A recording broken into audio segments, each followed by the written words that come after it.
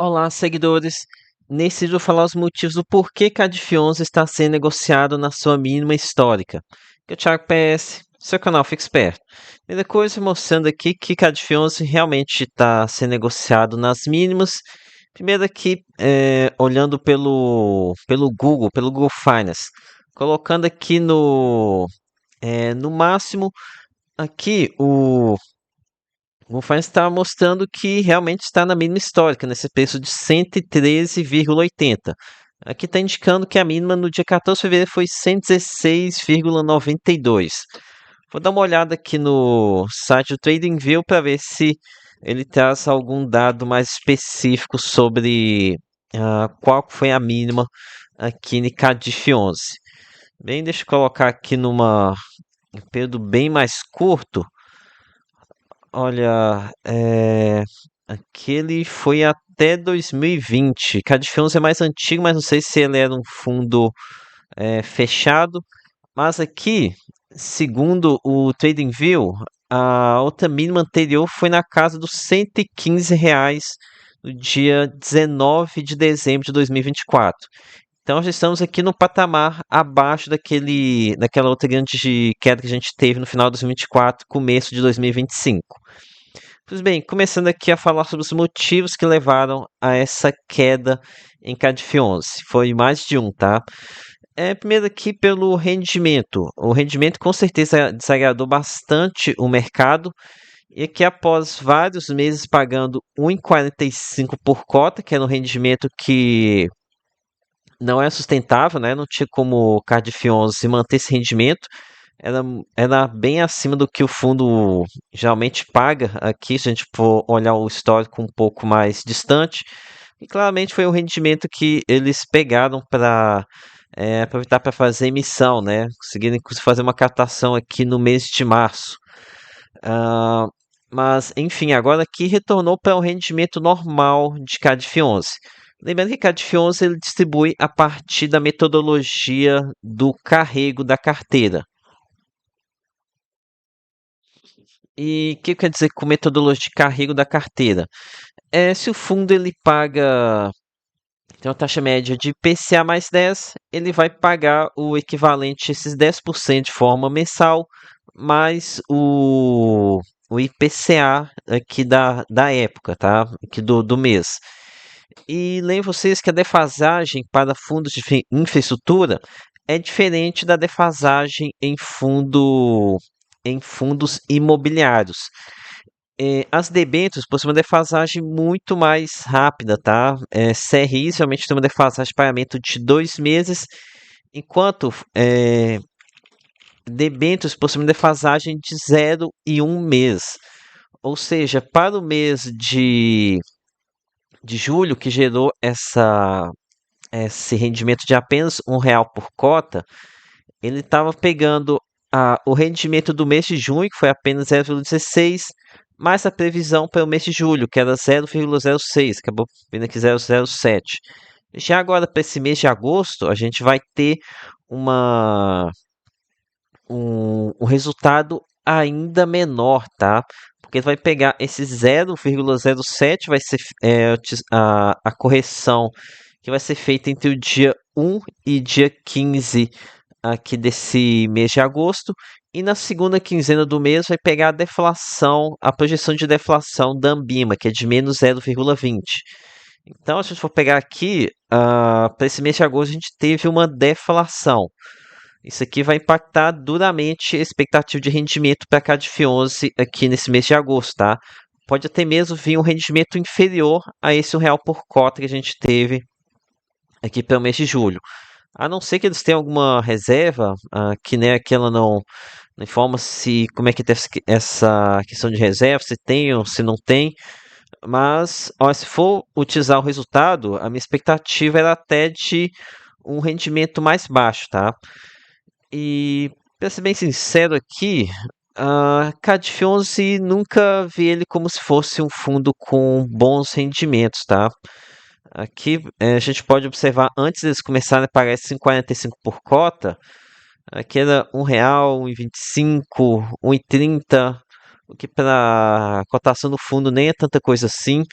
Então, CADF 11 nunca foi um fundo que me chamou tanta atenção pela, pelo seu dividend yield. Mas lembrando que a gente pode estar aqui, talvez observando uma oportunidade de compra com o mercado se desesperando com esses rendimentos mais baixos. Mas isso aqui não vai acontecer apenas com o CADF 11, né? Vários outros fundos, inclusive da Kinea, vão sofrer bastante com esse período de inflação mais baixa. É, segundo ponto que está gerando essa queda aqui no CADF 11 é a questão da inadimplência que o fundo teve. É que o gestor fala que por enquanto não teve inadimplência pecuniária, né? Pecuniária é que ele está se referindo de pagamento. Mas o devedor já está programando aqui de entrar em recuperação judicial, então existe a possibilidade sim de alguma inadimplência. Agora que vou comentar com vocês, traduzir o que o gestor quis dizer. Lembrando que os gestores sempre tentam dar uma maquiada, dar uma diminuída aqui na percepção de risco. Pois bem, o devedor que está em situação delicada é a Topen Energia. E aqui é o segmento de geração solar. Lembrando que o segmento de geração solar está passando por um momento bem difícil, tá? Principalmente a geração centralizada. Justamente por conta do curtailment. Curtailment é o corte de geração de energia. Pode ser que é o descarte de energia solar, porque se a energia produz demais durante o dia, o pico do consumo é à noite, quando as usinas solares não produzem energia. Esse aqui acabou que teve muitas empresas tiveram uma frustração do lado da receita por conta desse curtailment e do lado da despesa, elas tiveram uma despesa muito elevada por conta desse CDI que foi acima do esperado. Então, basicamente, muitas empresas ficaram encurraladas pelos dois lados, tanto pelo lado da receita quanto pelo lado da despesa.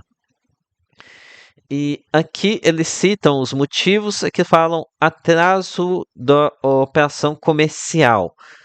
É um ponto. É o seguinte, as distribuidoras estão causando muita dificuldade, tá? Criando muita dificuldade aqui para ter essas conexões, porque elas não querem, né? Elas querem vender a energia, não querem que essas já solar que venda energia. Aqui também teve a questão das dívidas indexadas ao CDI, que como eu comentei, está pressionando bastante as empresas. Também colocam aqui decisões da administração anterior. Então, com tudo isso aqui, a empresa pediu aqui a suspensão de execuções e preparando para um pedido de recuperação judicial. Então, é bem provável uma RJ, mas agora aqui nós temos algumas boas notícias. Primeiro, os projetos que CADF 11 financiou estão 100% construídos, ou seja, a parte de obras já passou. Então, isso aqui já reduz bastante o risco. Tem aqui 91% operacionais e 9% aguardando conexão da distribuidora. Distribuidoras que estão criando muito empecilhos, né? Mas aqui passa uma visão positiva de que essas usinas que CADF 11 financiou, pelo menos já estão gerando energia. E que nem vocês aqui, ó, essas duas garantias, vocês são fiduciários de direitos creditórios. E se são fiduciários da conta separada, é, na teoria, isso daqui garante que eles podem continuar recebendo os pagamentos mesmo que a empresa entre em recuperação judicial. Porque aqui deu para ver que a CADF 11 ela está financiando os projetos, não a empresa em si. Então isso aqui diminui bastante o risco, tá? Diminui muito, muito mesmo o risco, porque um projeto ele pode estar bem, mas a empresa como um todo pode estar passando por dificuldade. Mas de qualquer forma vai entrar aqui muito provavelmente em recuperação judicial e enfim, sabe-se lá o que o juiz vai definir, né? Talvez vai dizer que essas usinas aqui são imprescindíveis para ter recuperação da empresa. É algo que está acontecendo muito com o Fiagros, né? Eles dão a soja como garantia, mas aí depois o juiz diz que é essencial e não deixa pegar essa soja. Então, aqui, pelo menos do lado das garantias, é um pacote robusto. Mas sabe-se lá o que vai vir aqui dos juízes, né? Ah, temos aqui, né, vocês que. Ah, sim, o ponto importante também é exposição. Cada diferença tem uma exposição de 3% a esse devedor. Então não é tão significativo assim. Aqui eles comentam que teve uma reprecificação desses ativos, mas a metodologia que CADF 11 aplica, isso aqui não interfere no rendimento ser distribuído, já que eles pagam pelo carrego. Apesar de que isso aqui acaba impactando o VP e, consequentemente, também na precificação de CADF 11. Agora, aqui eu não acho que tenha impacto sobre a reprecificação, mas é bom lembrar vocês que também o fundo tem outro devedor dando um pouco de dor de cabeça, que é a Porto 100. Então, a Porto 100, essa New Fortress Energy, ele está em dificuldade, uma dificuldade enorme, tá? No entanto, o projeto em si, ele parece que está indo bem, tá em construção, mas já em fase final. Cadê os relatórios? Deixa eu ver se eu consigo ter acesso aos relatórios antigos aqui do Cadif 11. É aqui? Acho que no relatório de março de 2026 que eles tratam sobre a evolução do.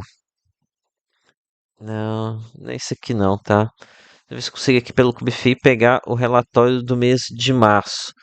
Mas o projeto ele tá evoluindo bem. Aqui, ó. Vamos ver se foi isso mesmo. Março, março, aqui Porto 100. Ah, aqui, ó.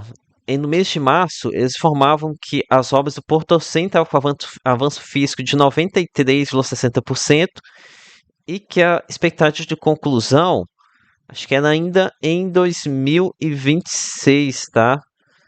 É, é, enfim, estava aqui, tem um certo risco de obra aqui nessa termoelétrica, mas está quase sendo concluída. Aqui, aparentemente, esse é um risco que não vai se concretizar. Outro motivo que estava causando bastante preocupação é a questão da AEGEA, a qual o CADF 11 tem exposição em várias debêntures.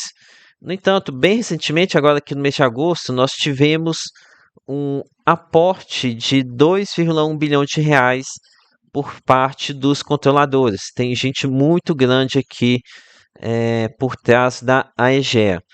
Então, isso aqui acho que diminui bastante a percepção de risco aqui com a AEGEA. Coloquei aqui na cor vermelha, mas vai ter colocado amarelo, tá? Porque não vejo que não tem uma percepção de risco tão elevada assim. Outro motivo que pode estar levando a essa queda na cotação de CADF 11 é o momento da NTNB, né? A NTNB estando em patamares muito elevados faz com que o VP de CADF 11 caia significativamente. Deixa eu até abrir o histórico do VP de CADF 11. Vocês podem ver aqui no site da Ambima Data. Vocês colam aqui no o CNPJ do fundo, vai abrir aqui, vocês clicam e depois vem aqui dados periódicos. Acho que pelo Clube FI fica melhor de observar essa queda no VP. Aqui dá para ver, tá? O VP de R$ 127 em fevereiro desse ano, já caiu para R$ 118. Isso aqui é por conta da alta da NTNB. Então, a alta da NTNB leva a uma desvalorização das debêntures. As debêntures têm que desvalorizar para ajustar o pagamento, manter o spread frente aos títulos públicos. Isso aqui acaba fazendo pressão de vendas sobre CADF 11. Além disso, tem outros motivos, como a competição pesada com outros ativos, seja com renda fixa, seja com ações caindo. Tenho visto muita gente falando que está vendendo fundo imobiliário que não caiu muito para comprar, outros que caíram mais, ou então para comprar ação. Então, eu acredito que sejam esses os motivos que explicam por que a DIF 11 está na mínima histórica. Com relação a se é uma oportunidade aqui nessa faixa de preço de R$ 114. Olha, histórico, aqui pensando no histórico do fundo, ele tá sim barato, tá mais barato que a média que ele geralmente é negociado. No entanto, que a DF11 não é muito aderente ao meu perfil, tá? Apesar de ter uma taxa média elevada de IPCA mais 10, os rendimentos aqui de CADF11 nem sempre me agradaram tanto assim não, tá? Então, apesar de estar em queda, não tem me despertado tanto interesse, mas no meu caso eu tenho uma aceitação de risco mais elevada. Isso aqui vai de cada um, né? Mas enfim, aqui os problemas que o fundo está passando, na minha opinião, não são gravíssimos, não, tá? Ok, então é isso que eu tinha para compartilhar com vocês. Peço seu like, se inscreva no canal. Lembre-se que nada aqui é recomendação de compra ou de venda. Até a próxima.